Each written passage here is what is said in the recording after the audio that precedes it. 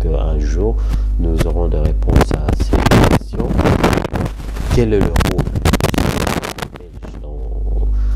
dans cette arrestation? Parce que vous le savez, le porte-parole de la Cour a précisé qu'ils ont été informés de la présence de M. Jean-Pierre Mbemba en Belgique le vendredi avant son arrestation, et le samedi matin il y a eu un mandat d'arrêt issu et dont la Belgique a obtenu copie et informé.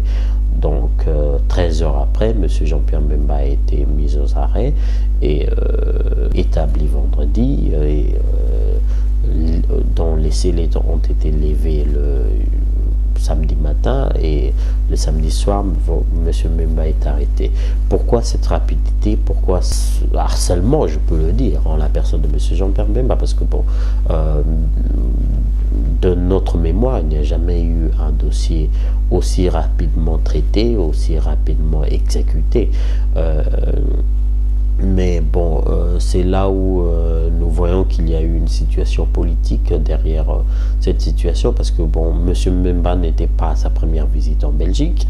M. Mbemba n'a pas été inquiété pendant plusieurs visites sur le territoire belge. Mais bon, voilà, M. Mbemba annonce qu'il va rentrer en République démocratique du Congo, ou bien quitter du moins le territoire portugais, le territoire belge pour d'autres cieux, entre autres la République démocratique du Congo, où il pensait occuper les fonctions de porte-parole de l'opposition politique ici des élections. M. Mbemba s'est fait arrêter.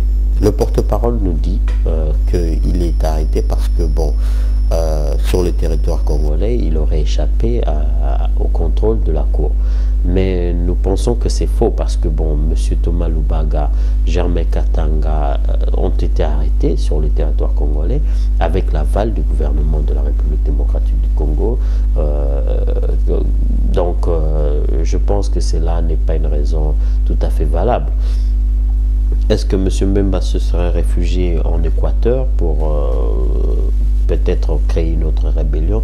Je n'en sais rien, mais je pense que nous devons nous baser sur les faits, et peut-être que les services secrets belges avaient un peu plus d'informations.